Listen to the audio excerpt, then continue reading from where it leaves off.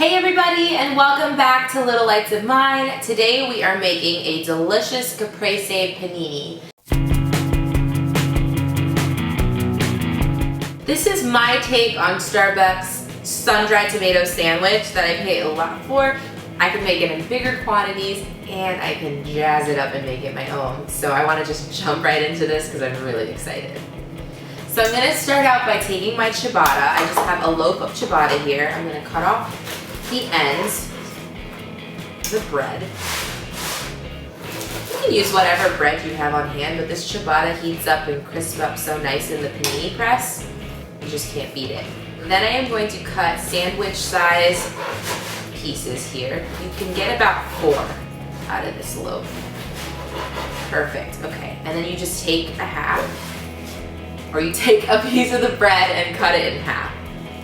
Perfect. All right, so now that that's done, we can go ahead and start assembling the sandwich. I make a delicious Greek yogurt spread for this panini. So I'm gonna take a couple tablespoons, ooh, I'm making a mess, of Greek yogurt here. And then I'm gonna add in one of my favorite things that you guys have seen me use before. It is basil paste. You can get it at any grocery store. I just put about a tablespoon of this basil paste into the bowl. Up. We mix this around and then we have our spread for the bread. It's so delicious. It's tangy but sweet and then is fragrant because of the basil. So set that aside. I have here some fresh mozzarella cheese. It's already been sliced. I have here sun-dried tomatoes. These are just regular sun-dried tomatoes out of the jar that you get in the pasta aisle. They're perfect for this. And then I have some prosciutto. This is really gonna jazz it up and give it a nice salty taste. So I'm going to take my spread, just a little bit, you don't wanna overpower it, and I'm gonna coat each side of my bread. Perfect.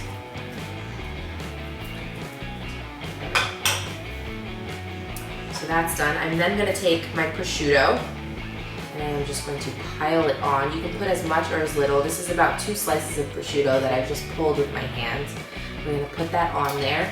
Then I have my sun-dried tomatoes. These are halves, so you just wanna put about 3 or 4 of these halves onto the sandwich. There you go. I put 4 and it's perfect. Then you wanna salt and pepper. So I have a little bit of pepper here, and a little bit of salt because these sun-dried tomatoes were just in olive oil. They don't have any salt in them. So I'm just gonna lightly salt.